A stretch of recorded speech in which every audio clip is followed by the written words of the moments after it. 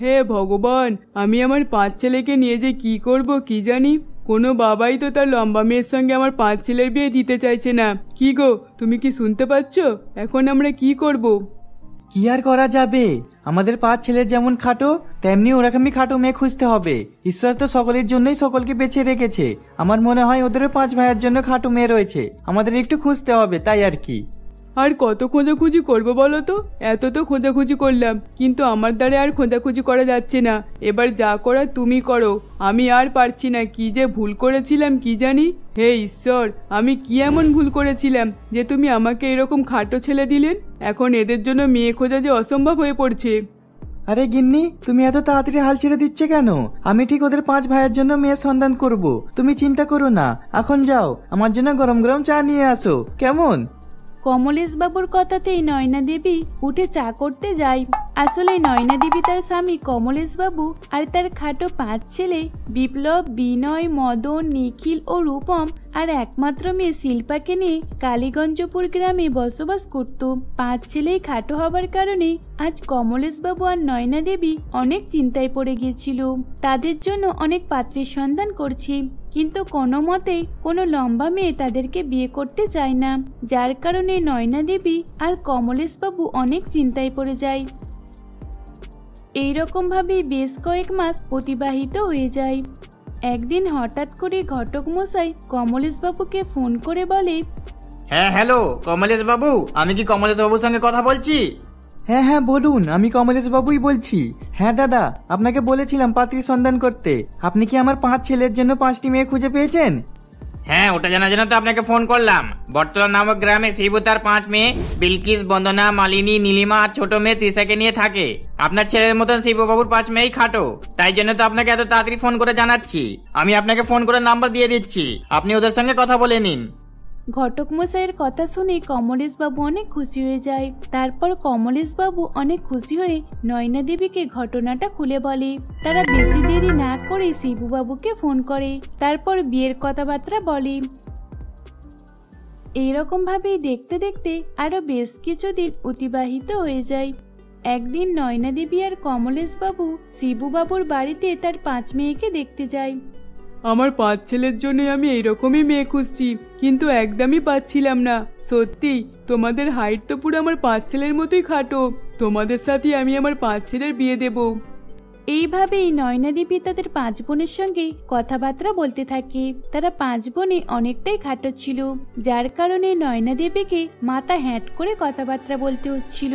কথাবার্তা বলার পর তারা একটা তারিখ বেছে নেয়, তারপর সেই তারিখে বিয়ের সিদ্ধান্ত করে ফেলে। বিয়ের কথাবার্তা হয়ে যাবার পর নয়না দেবী আর কমলেশ বাবু সেখান থেকে বাড়িতে চলে আসি। তারপর তার 5 ছেলেকে এই খুশির খবরটা জানায়। বিয়ের জন্য পাত্রী খুঁজে পাওয়া গেছে শুনে আর আবারও তাদের মতো বিয়েতে, এই কথা শুনে নয়না দেবীর 5 ছেলে অনেকই খুশি হয়। আর এইরকম ভাবেই দেখতে দেখতে বেশ কয়েকদিন কেটে যায়। তারপরে চলে আসে তাদের বিয়ের তারিখ। নয়না দেবী মনে মনে বলে, হে ঈশ্বর, আপনাকে অনেক অনেক ধন্যবাদ। আপনি আমার 5 খাটো ছেলের জন্য 5 খাটো বৌমা জোগাড় করে দিলেন। সত্যি আপনাকে কি বলে যে ধন্যবাদ জানাবো আমি সেটাই ভেবে পাচ্ছি না। এইসব ভেবে ভেবে নয়না দেবী তার 5 ছেলের বিয়ে সম্পূর্ণ করে। তারপর নয়না দেবীর 5 ছেলে খাটো 5 বৌমাকে নিয়ে দরজার বাড়িয়ে দাঁড়ায়। নয়না দেবী তার বৌমা এবং ছেলেকে বরণ করার জন্য বরণডালা সাজিয়ে নিয়ে আসে। তাদেরকে যখন বরণ করতে যায় তখন নয়না দেবীকে অনেকটা হ্যাট হতে হয়। তখন নয়না দেবী পাড়া প্রতিবেশী, আত্মীয় স্বজন সকলের সামনে বলে, আহ বাবা রে বাবা, আমার কোমর। বলছি শোনো না, একটু এটা ধরো না। আর আমার মেয়েটা যে কোথায় গেল কি জানি। শিল্পা, আরে এই শিল্পা, একবার এদিকে আয়, বরণডালাটা ধর, আমার কোমরটা সোজা করতে পারছি না। নয়না দেবীর মুখে এই কথা শুনি পাড়া প্রতিবেশী, আত্মীয় স্বজন সকলে হা হা করে হেসে ওঠে। হে মা, নয়না, তুমি কাকে এরকম বৌমা করে এনেছো? বাড়িতে প্রথম আসতে না আসতেই তোমার কোমরে ব্যথা শুরু হয়ে গেল। এরকম খাটো মেয়েকে বৌমা করে আনলে তো এরকমই হবে, তাই না? হ্যাঁ বৌদি, তুমি একদম কিন্তু ঠিক কথা বলেছো। এইরকম খাটো মেয়েকে বউ করে আনলে এইরকমই অবস্থা হবে। আজ তো প্রথম দিন, জানি না সারা জীবন নয়না আন্টি কি করবে। যেমন নয়নার 5 ছেলে তেমন নয়নার 5 বৌমা। দেখে মনে হচ্ছে এরা একদম বাচ্চা। আমার তো মনে হচ্ছে নয়না বালবিবাহ দিয়ে দিয়েছে। পাড়া প্রতিবেশীদের মুখে এইসব কথা শুনে বিলকিস বলে, এই যে কাকিমা, আমরা খাটো তো কি হয়েছে? আমরা খাটো বলে কি কারোর বাড়ির বৌমা হতে পারি না? আর তাছাড়া আপনারা লম্বা বলে আমাদেরকে এরকম ভাবে অপমান করতে পারেন না। ভগবান সকলকে তার সমান বানায়নি, তাই না? আমরা খাটো, এতে আমাদের কি দোষ? দেখো খালি, বাড়িতে আসতে না আসতেই নতুন বউয়ের মুখে কত কথা শুরু হয়ে গেছে। এই মেয়েটা তো নয়নাকে ওঠাবে আর বসাবে। চল চল, এখানে আর দাঁড়িয়ে থেকে লাভ নেই। এই নতুন বউয়ের মুখে কত কথা শুনেছিস তো। এই বলে পাড়া প্রতিবেশী আত্মীয় স্বজন সকলে সেখান থেকে চলে যায়। তারপর নয়না দেবী তার 5 বৌমাকে বলে, আমার 5 বৌমা, তোমরা একদম উচিত শিক্ষা দিয়েছো। ওরা তো সবসময় এরকম ভাবেই সকলকে অপমান করে। আর হ্যাঁ, তোমাদের যদি কেউ কোনো রকম ভাবে অপমান করে তাহলে তোমরাও কাউকে ছেড়ে কথা বলবে না। আচ্ছা ঠিক আছে, ওসব কথা এখন বাদ দাও। তোমরা অনেক ক্লান্ত হয়ে পড়েছো। তোমরা তোমাদের রুমে গিয়ে রেস্ট নিয়ে নাও। আবার কাল সকালে তোমাদের তাড়াতাড়ি উঠতে হবে। কালকে তোমাদের প্রথম রান্না বান্না করতে হবে এই বাড়িতে।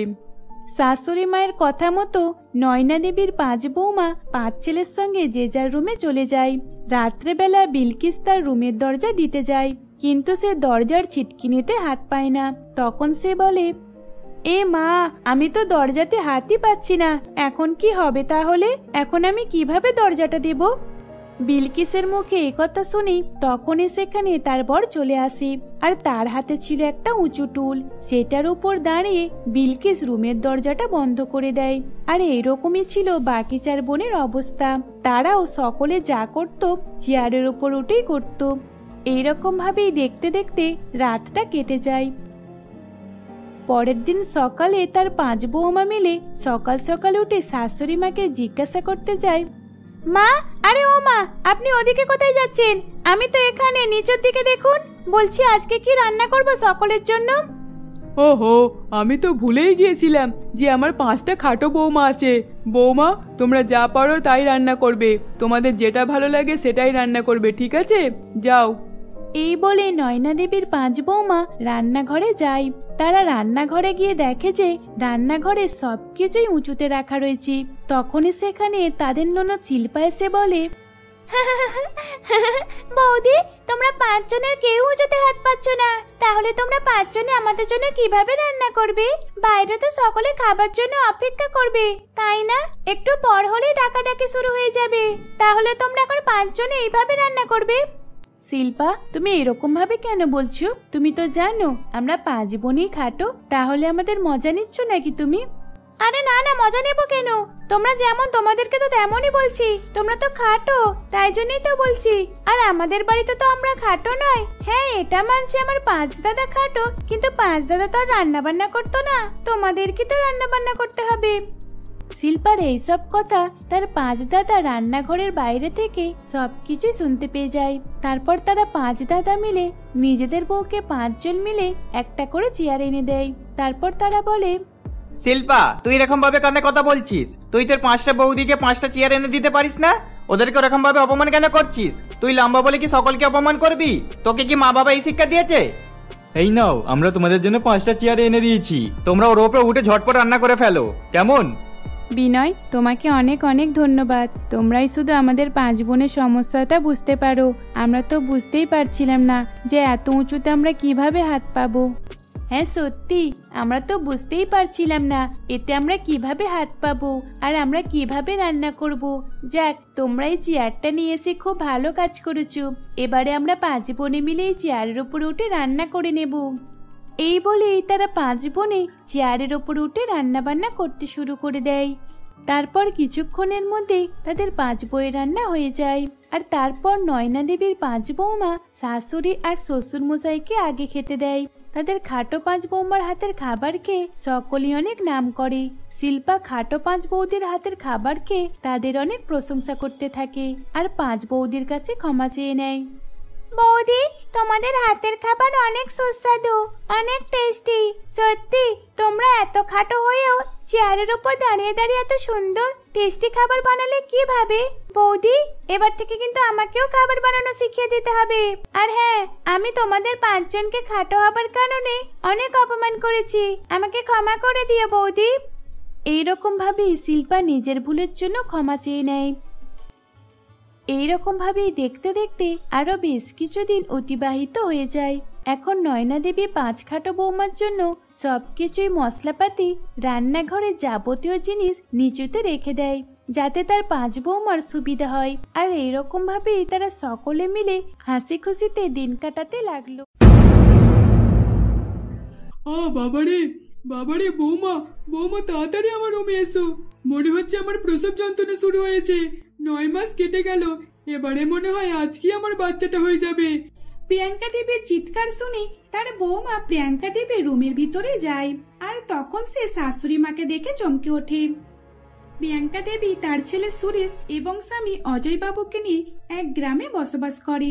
সুরেশ আর অজয় বাবু তারা দুই বাপ বেটাতে একটা ফ্যাক্টরিতে কাজ করে। প্রিয়াঙ্কা দেবী তার ছেলের বিয়ে দেবার জন্য উঠে পড়ে লেগেছিল, কিন্তু সুরেশ সে তো এখন বিয়ে করতে প্রস্তুত ছিল না।